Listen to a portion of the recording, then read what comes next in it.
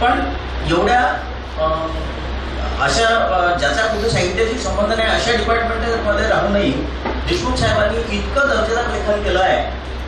म्हणजे जसं काळे सरांनी मगाशी सांगितलं ते महारुद्र असो, सगळ्यात अगोदर प्रथम प्रकाशित झालेलं पुस्तक आहे त्याचं महारुद्र असो, त्याच्यानंतर मिळते पप्पूच्या पुढे झालं, पुलावामाच्या देशात झालं. पुलावामाच्या देशाची तर आवृत्ती संपली आणि विशेष म्हणजे पुलावामाच्या देशात हे पुस्तक मेहता पब्लिशिंगनी हातोहात घेतलं. म्हणजे ज्या प्रकाशनाकडे त्या कोणाला 100 चक्रा मारावं लागतात ते यांना एका ह्याच्यात त्यांनी ॲक्सेप्ट केलं. इतकी सुंदर त्या पुस्तकाची त्यांच्या साहित्याला जे गरजेचं आहे ती ऑब्झर्वेशन हा प्रकार इतका जोरदार आहे की आम्ही ऑफिसमध्ये बरेचदा एखादा कोणी हे येऊन गेला, टॅक्सपेयर येऊन गेला आणि त्याने जर असं काही केलं तर ते लगेच त्याचं हे करून सांगेल की अरे तो असं बोलला किंवा काय जे काही असेल. तर अशा टाईपचं एक व्यक्तिमत्व, सगळ्यात महत्त्वाचं समयसूचकता, लेखनाची क्वालिटी, ह्या सगळ्या गोष्टींचं त्यांना एक दैवी वरदान लाभलेलं आहे. अशा अलौकिक व्यक्तिमत्वाचे व्यक्ती श्रीमान देशमुख साहेब यांना विनंती करतो की त्यांनी या प्रसंगी आपलं मनोगत व्यक्त करावं.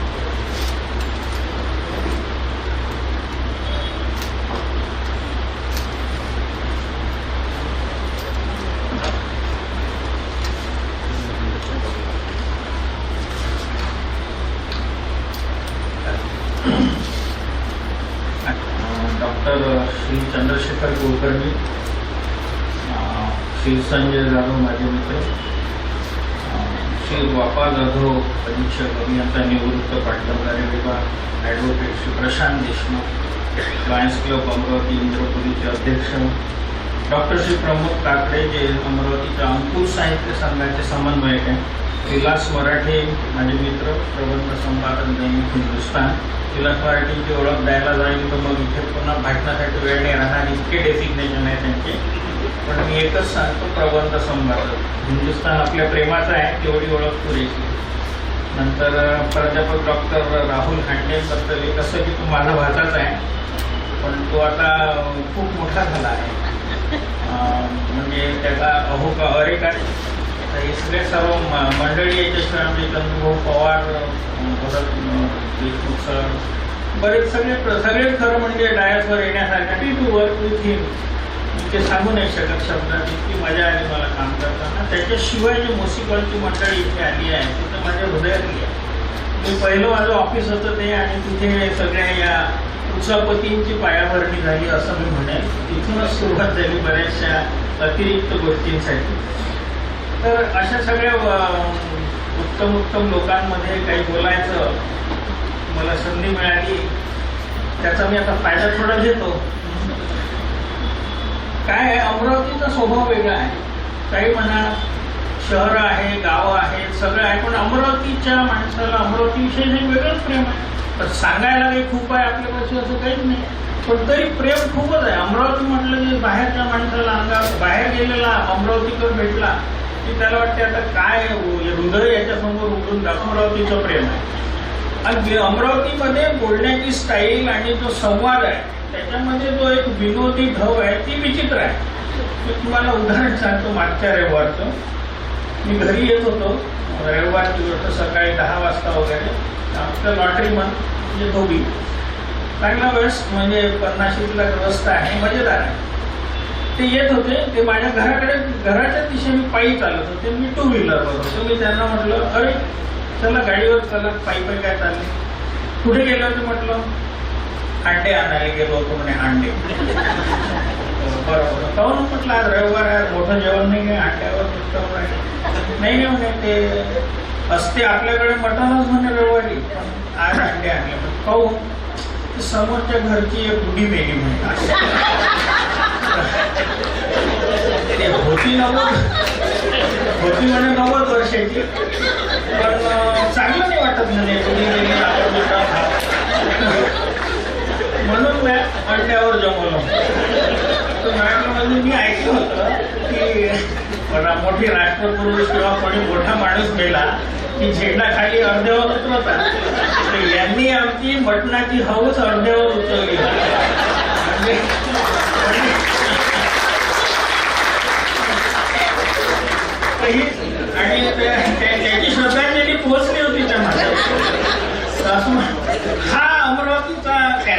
की हे असं कॅरेक्टर दुसरं मिळणार नाही की पटणारा त्याग करत राहील.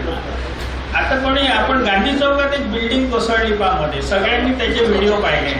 एक 28 सेकंदाची क्लिप होती आणि आधीच सगळ्यांना माहीत होतं की माहीत झालं होतं त्या बिल्डिंगनी कसा इशारा दिला होता. एक त्याचे पोपडे पडत गेले तर आधीच लक्षात आलं की बिल्डिंग पडणार. ती रिकामी करण्यात आली, काही जीवितहानी वगैरे त्याच्यात झाली नाही. तर ती सेफली वॅकेट केली. नंतर पोलीस बंदोबस्त लावली, कोणी काढला तो खास अमरावतीकर असला पाहिजे. सगळ्यांना लक्षात आलं असेल की बिल्डिंग पडायच्या 1 सेकंद आधी तो म्हणे सुरू करेंगे, सुरू अजूनही ओपन करून पाहतो आणि 1 सेकंदात बिल्डिंग पडणं चालू. आता एवढ्या केलेली नसेल. पीटी वगैरे त्यांनी ग्राउंडवरून मुलं करतानाच पाहिजे असेल. तो शाळेत गेलेला नसेल, पण ते सुरू करेंगे, सुरू कर म्हटलं ना. It was such a nice thing. म्हणजे मी तर इतकं हसलो त्याच्यावर. म्हटलं हा आहे अमरावतीकर. म्हणजे हे आपल्या अमरावतीच्या 56 स्वभावातलं कॅरेक्टर आहे. तर असे लोक म्हणजे अमरावतीचा हा जो खास मूड आहे ना, हा पकडता येणं शक्य नाही. पण तरी मी प्रयत्न या पुस्तकात केला. आता याची सुरुवात कुठून झाली, ह्याच्यात काय गंमत झाली. एका रात्री मी फेसबुकवर बऱ्याच अशा अनुभवातल्या स्वतःचा अनुभव लिहित असतो. पण ते वाचनीय असले तर मी लिहितो. माझं तेवढं एक आहे की मला एकच टेन्शन राहते लिहिताना की ही गोष्ट वाचनीय झाली पाहिजे. नुसतं लिहितो आपण आपल्या मजेसाठी, तर इथून आपण बोलतो, समोरचे आपले मरगळल्यासारखे बसले आहे, मजा नाही. तर ती म्हणून मी एक फेसबुकवर गमतीदार माझी गोष्ट टाकली होती. जोकर, मेरा नाम जोकर पिक्चरवर बेस होती ती टाकली. आणि त्याच्यामध्ये आमच्या वडिलांचं हॉटेल होतं बापट चौकामध्ये त्या काळामध्ये. त्याच्यात तो रेफरन्स आला की बापट चौकामध्ये माझ्या वडिलांचं हॉटेल होतं वगैरे. आणि ती गोष्ट मी फेसबुकवर टाकली. तर त्याच्यावर प्रतिक्रिया एक अमरावतीचा खास अमरावतीकर आहे, ज्याचं त्या अमरावती म्हणजे इथे आले आहे संदीप गोडबोले, समर्थ ऑप्टिकलचे समर्थ संचालक. हा आहे अमरावतीकर जो या पुस्तकाला जबाबदार आहे. ते हे आहे ना, तो एक क्राईमवर एक प्रोग्राम होता तुमच्या सोनीवर वगैरे.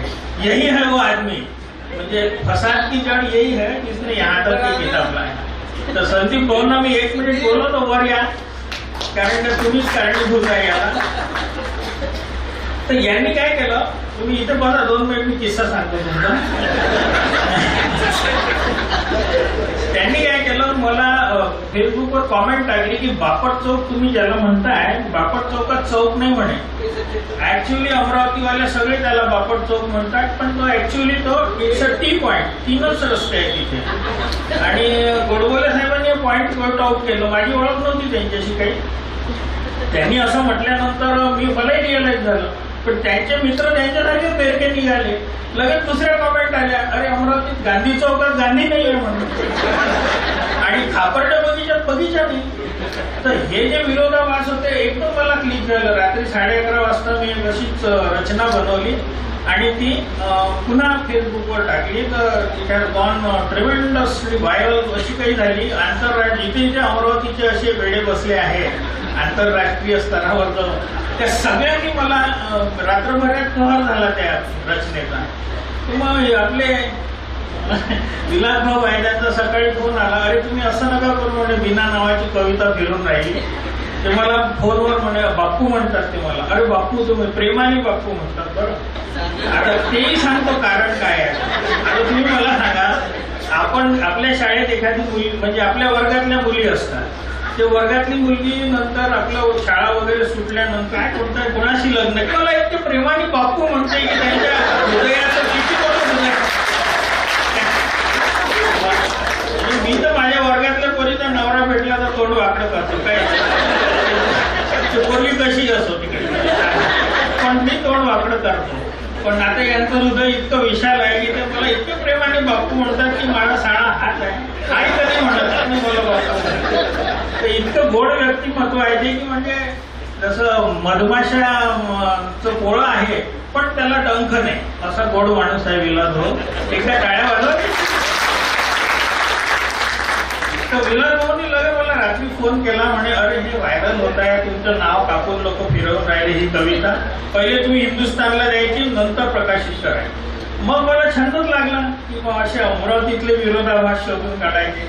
तर मी ते पहिली कविता जी अमरावतीतल्या गमती म्हणून जी कविता होती ती, आता तुम्ही एवढे श्रोते हाती सापडलेच आहे, तो म्हणतो की कविता जी पूर्ण झाली आणि एकदम खूपच लोकांनी तिला हे दिला पसंती, ती कविता मी इथे वाचून दाखवतो. तिचं नाव आहे अमरावतीतल्या गमती.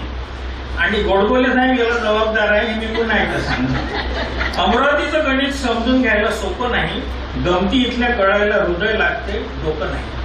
अमरावतीचं गणित समजून घ्यायला सोपं नाही, गमती इथल्या कळायला हृदय लागते, डोकं नाही. आता हेच पहा, राजापेठ आहे तिथे राजा नाही, बापट चौकात चौकच नाही, पण खापर्ड्या बगीच्यात बगीचा नाही. भटवाडीत भट असतील पण खापर्ड्यांच्या पुतळ्याखाली पाणठेलेवाले मामर्डे दिसतील. आणि बिच्छू टेकडीवर विंचू नाही, अंबापेठेत तर अंबाच नाही, गांधी चौकात गांधी नाही, माल टेकडीवर माल नाही. आणि अमर कॉलनीतही मरतात माणसे, अमर कॉलनीतही मरतात माणसे, इथे अमर कोणी नाही. काँग्रेस नगर आहे, बीजेपी नगर नाही, काँग्रेस नगरात सगळे काँग्रेसही नाही. आणि मोदी हॉस्पिटल आहे, नेहरू गांधी इस्पितळ नाही. मुदलियार नगरात एकही दाक्षिणात्य नाही. खेटरे झाली ब्रँडेड सगळी, खेटरे झाली ब्रँडेड सगळी, मोची गल्लीत मोची नाही, चपराशीपुऱ्यात एकही चपराशी नाही, आणि मागेलाल प्लॉट मध्ये भिकारी नाही.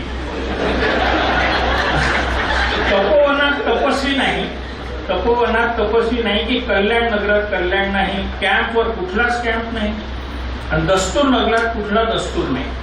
आणि सगळ्यात दुःखद म्हणजे पालेकर बेकरीत आता पालेकर नाही. सगळ्यात दुःखद म्हणजे पालेकर बेकरीत आता पालेकर नाही. अमरावतीत नसेल बरेच काही, अमरावतीत नसेल बरेच काही, पण अमरावतीत जान नाही असे कदापि झाले नाही, असे कदापि झाले.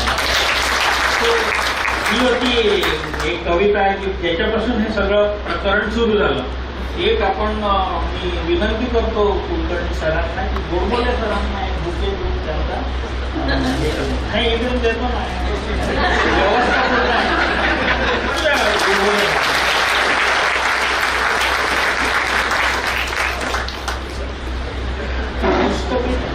थोडा अजून गंमत सांगतो याच्यातली. असा याला इतका जोरदार रिस्पॉन्स भेटला की इथे आपल्या याच्यामध्ये ऑडियन्स मध्ये कोलकुटे काका आहे, 75वी मागची साजरी झाली.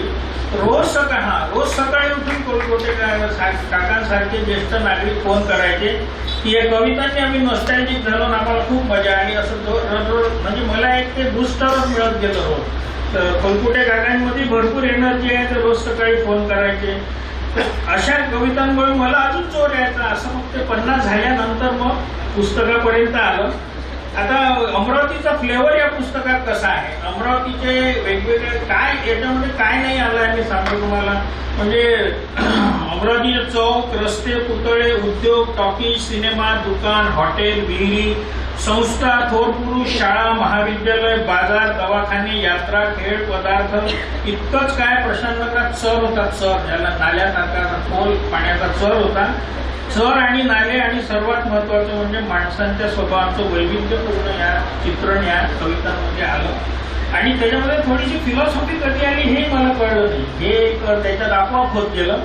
तर या सगळ्या अशा टाईपचा जो अमरावतीचा स्वभाव धारण केलेले आणि जुने लोक अमरावतीत होते त्यातले मी 3 इथे बोलवलेले आहेत, ज्यांचा आपण बुके आणि प्लांट आणि पुस्तक देऊन सत्कार करणार आहोत.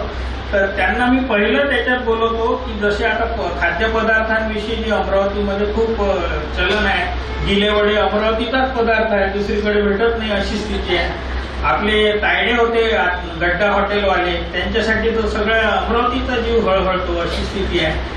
तसेच त्यांचीच परंपरा पुढे चालवणारे आपले इथे संजय कोल्हे सर आहे, ज्यांना मी इथे बोलवलेला आहे. ते अमरावतीच्या बापूचा आलूगोंडा ज्यांना माहीत आहे, बापूच्या आलूगोंड्यासाठी तुम्ही किती महत्वाचं काम सोडू शकता असा तो पदार्थ आहे अमरावतीत. त्यांना आपण इथे बोलवलेला आहे आणि त्यांचा आपण सत्कार करू. तर तुम्ही वर या बापू पहिल्या.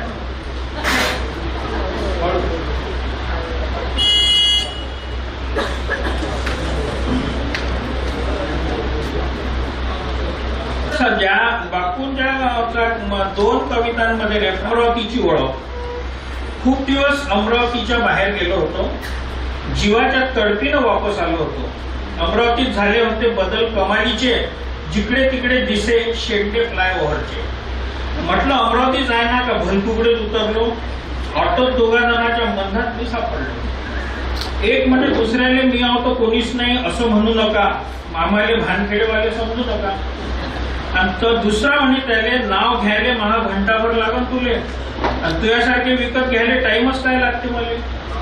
तर ते हे असं भांडण सुरू होतं ऑटोमध्ये की पहिल्यानं मग सावरला गमछा, हातभर गवत आणि हितभर पराठी असा हाल आहे तुमचा. इथं भेटले तर भेटले, वर तरी पिच्चा थोडला आमचा. आता दुसरा म्हणते की रक्ते तो बात करते, मागची पुढची पाहत नसतो, आणि बम आलं पाणी तरी छत्री घेत नसतो. पहिल्यानं अधिक मारले गोटे, नटे उसकी नाक कटे. आपण मागं हटत नसतो, तुम्हाला काय इथं झोल खाण्यावाले दिसतो. आता दुसऱ्यानं जरा घोडे मागे घेतले की बा हा आपल्यापेक्षा मजबूत दिसते. तर तो थोडा म्हणे तुम्हाला कोण ओळखत नाही भाऊ, संबंध जुने आहेत ना आपले, जाऊ द्या ना भावा, भांडण करता कायले, चला बापूचे आलू गोंडे खिलवतो तुम्हाला. म्हणजे भांडण सेटल कुठे होऊन राहिलं तर बापूचे आलू गोंड्याच्या तर्रीनं भांडण मिटवलं होतं, आणि गंमत पाहून त्याची महापोट भरलं होतं. समोरचे डायलॉग बाजी पाहून विचारायची गरज नव्हती राहिली. इतके दिवसात अमरावती माहीत जराशी काही नव्हती बदलली, अमरावती माहीत जराशी काही नव्हती. तर असे बापूचे प्लांट आणि आपल्या पुस्तकाची पुन्हा भेट.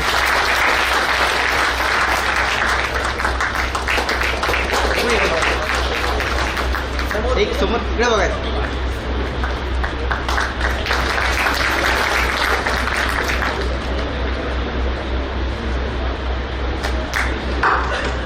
आम्ही त्यांच्या विनंतीला मान देतो.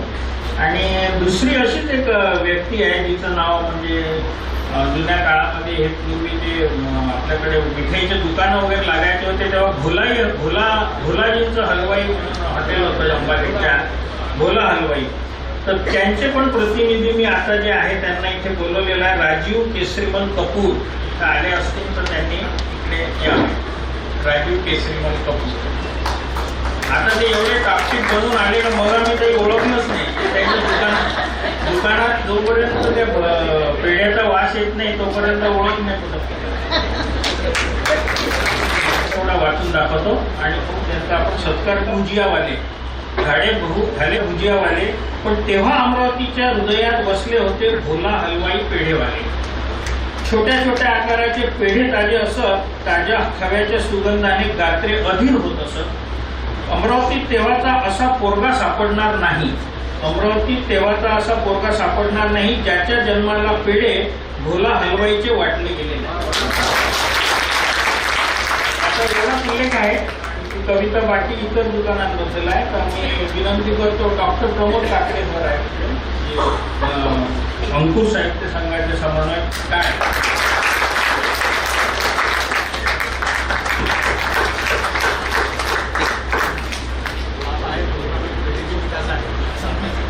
आपण स्टार आजचे पाहुणे आपले, त्याच्यातलं लास्ट आहे. याला तर कोणी ओळखणार नाही असं अमरावतीकरच नाही, आणि ज्याला ओळख नसेल त्याच्या आत्म्याला शांती भेटणार नाही. ज्या माणसाची यांची ओळख नाही त्या माणसाच्या आत्म्याला शांती मिळणार नाही. कशी ते मी सांगतो. एक अमरावतीला जे आता पुरुष मंडळी जास्त जातात स्मशानामध्ये, जेव्हा ते मयत होते तेव्हा मागे स्त्रिया अजूनही कमी असतात स्मशानात. पण जे तिथे पुरुष मंडळी यांच्यासोबत जातात, मैतीच्या मागे जातात, त्यांना एक त्यांचं नाव नाही माहित, तो एक अनाम हे आहे, गायक म्हणा, परफॉर्मर म्हणा, ते श्रद्धांजली तिथे देत असतात हिंदू स्मशान संस्थेतर्फे माईकवर. आणि ती जी वैशिष्ट्यपूर्ण श्रद्धांजली आहे ती जर अमरावती करायला भेटली नाही तर त्याला मोक्षच भेटत नाही. तर ते वैशिष्ट्यपूर्ण श्रद्धांजली देणारे एकनाथजी इंगळे आपल्याला आलेले आहेत. या एकनाथजी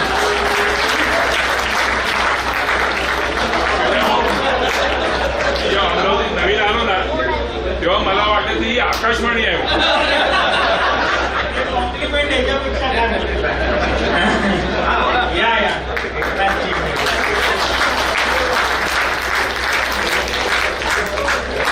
बसा एक अहून टाकू आणि मग यांना ओरी ओरिजिनल स्टाईल मध्ये ओरिजिनल स्टाईल तुम्ही त्याच्यात माझं नाव दिलं म्हणजे मी जिवंतपणे प्रयत्न करतो तुम्हाला नावाची गरज पडते नाही नाव नाही पाणी अमरावतीचा मोक्ष नावाची आत्मा आणि नित्य आहे. अमरावतीकरांसाठी मोक्ष प्राप्तीची ही आहे पक्की ग्वाही या तर नाही. अमरावतीच्या स्मशानातली ही श्रद्धांजली ज्यांच्या कानी पडली नाही आत्म्याला त्यांच्या जन्मोजन्मी शांती मिळणार नाही. आणि या बायकांचं काय जात नाही ना स्मशान. अरे पण श्रद्धांजली भेटते ना केल्यावर भेटते. या प्रार्थनेतील व्याकरणावर जाऊ नये कुणी. आता कोणी हे नका म्हणू की ते मनुष्याचा न छोटा पाहिजे की मोठा पाहिजे त्यातली भावना पहा. या प्रार्थनेतील व्याकरणावर जाऊ नये कुणी. ह्या शब्दातून अशीच असावी आमची अंतिम मेदाई.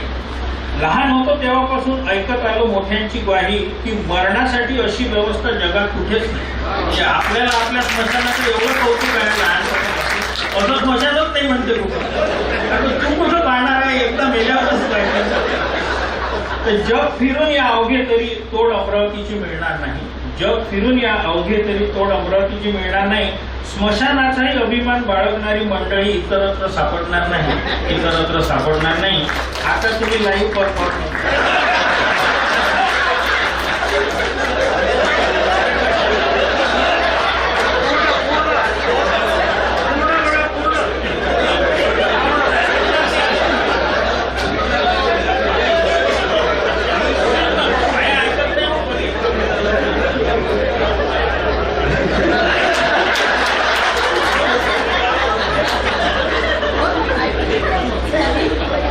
हिंदू स्मशान संस्थेतर्फे श्रद्धांजली देण्यात येत आहे.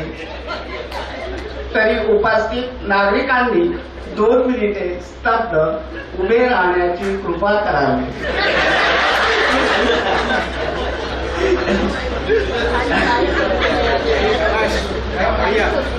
मनुष्याचे हे शरीर अनित्य आहे. आत्मा नित्य आहे.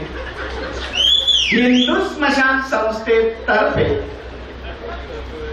स्वर्गवासी यांच्या आत्म्यास सद्गती प्राप्त हो याकरिता ईश्वराशी प्रार्थना व विनम्र श्रद्धांजली देण्यात येत आहे.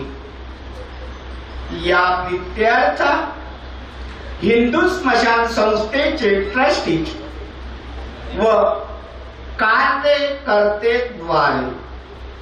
तसेच उपस्थित नागरिकांद्वारे पुष्पचक्र अर्पण व श्रद्धांजली देण्यात येत आहे.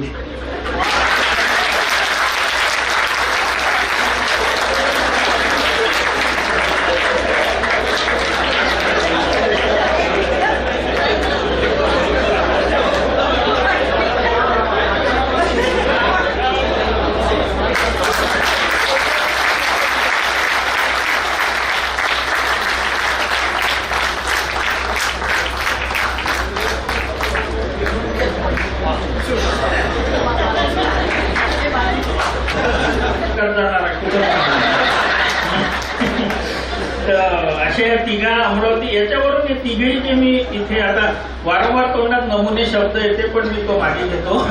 असे 3 असे जे अमरावतीचे दाखले इथे आले अशाच अमरावतीकर आहे आणि तेच या पुस्तकात आहे. खूप मजेदार आहे पण एवढा वेळ मी घेईन तर मुश्किल होऊन जाईल इथे. तर मला या कार्यक्रमात सगळे आले त्याच्याबद्दल तर आभार मानतो. शिवाय अनंत विनायक सहस्त्र होते स्वर्गीय तिला 2 सासरे होते ते त्यांनी खूप मला प्रोत्साहित केलं या कविता लिहिताना. त्यांनी अमरावतीचा इतिहास वगैरे माझ्याकडे पाठवून दिला. ते एकदम त्यांना खूप मजा यायची आणि अचानक ते कोरोना पिरियडमध्ये त्यांचा मृत्यू झाला. त्यांना मी अभिवादन करतो. पण त्यांनी इतकं सिरियसली मला अमरावतीचा इतिहास पाठवला अजून अमरावतीशी संबंधित बाकी डेटा पाठवला. पण हे सगळं काय झालं ते तर मी वाचणारच होतो पण हा अमरावतीचा इतिहास नाही आहे. हा अमरावतीचा इतिहास नाही आहे, अमरावतीवर कुठलं अभिमानास्पद किंवा असा अभिनिवेश घेऊन असं काही लिहिलेलं नाही आहे याच्यामध्ये 50 वर्षातला अमरावतीकर हा सब्जेक्ट आहे त्याचा. आणि माझी सगळ्यांना विनंती आहे की हे पुस्तक तुम्ही घेऊन त्यांना द्या ज्यांनी अमरावती सोडून तुमचे जे आप्तेष्ट बाहेर गेले आहे, अशा लोकांना जरूर पाठवा. तो जितका दूर आहे तितका हे पुस्तक छातीशी घेऊन रडेल, कारण पहिले हसेल आणि मग रडेल, कारण तो नॉस्टॅल्जिक होईल. तुम्ही जर जितका दूर म्हणजे कोणी अमरावतीला इंग्लंडला तुमचं मुलं आहे, कोणी अजून नातेवाईक आहेत, त्यांना हे पुस्तक द्या. अमरावतीच्या बाहेर गेलेला द्या, तुम्ही ते एन्जॉय कराल. तर असा मी खूप हा गमतीदार प्रवास आहे या पुस्तकाचा. याला मी 2 तास तर मीच याच्यावर बोलू शकतो, पण एवढे पाहुणे आपण बोलवले आणि आपण भादरत बसा असं नाही झालं. तर एवढं बोलून मी एक कविता मी अजून मोह होऊन राहिलो, जो अमरावतीच्या संदर्भात एकदम जोरदार आहे, तेवढं मी एक म्हणूनच टाकतो. आणि मग आता हाती हे भेटले ना, श्रोते मिळाले की आपण सोडू नये. पण ही माझी एक अमरावतीचं फिलिंग ज्याच्यात आहे ती एक कविता वाचतो आणि मग सांगतो. अमरावतीचे भोंगे नाव आहे कवितेचं. अमरावतीचे भोंगे हे शेवटचं आहे, मग पाहुण्यांचे भाषण चालू करू आपण. की अमरावतीला 2 भोंगे वाजायचे 8 आणि 8:30 वाजता संध्याकाळी नगरपालिकेचे.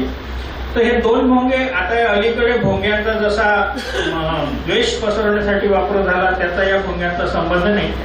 अमरावतीचे भोंगे कविता मी वाचतो 5 मिनिटात, मग माझं संपवतो. की युद्ध नाही की नाही आणीबाणी, युद्ध नाही की नाही आणीबाणी, भूकंप नाही की नाही पूर पाणी, इतक्या अँब्युलन्स तर नव्हत्याच त्या काळी, तरी अमरावतीत वाजायचे 2 भोंगे संध्याकाळी.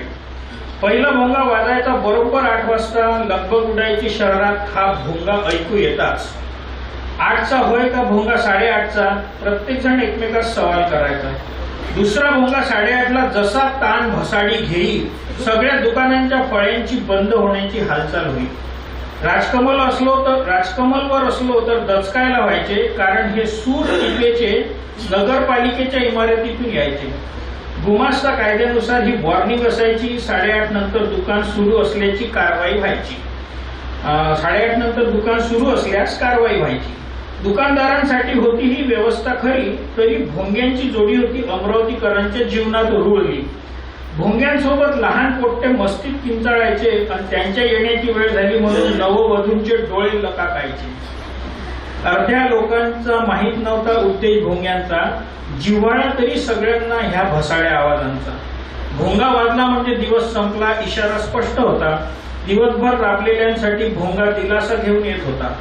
भोंगा वाजला तरी तुमची पसंती झाली नाही, अशानं तर तुमची खरेदी लग्नापर्यंत सरणार नाही.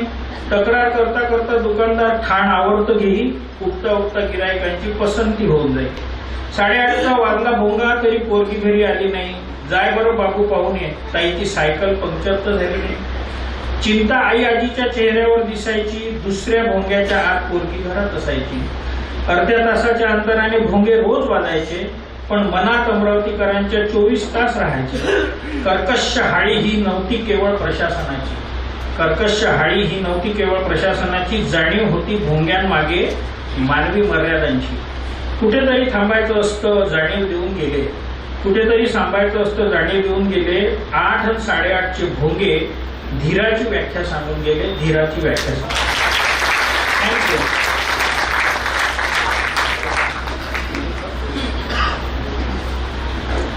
धन्यवाद विजू.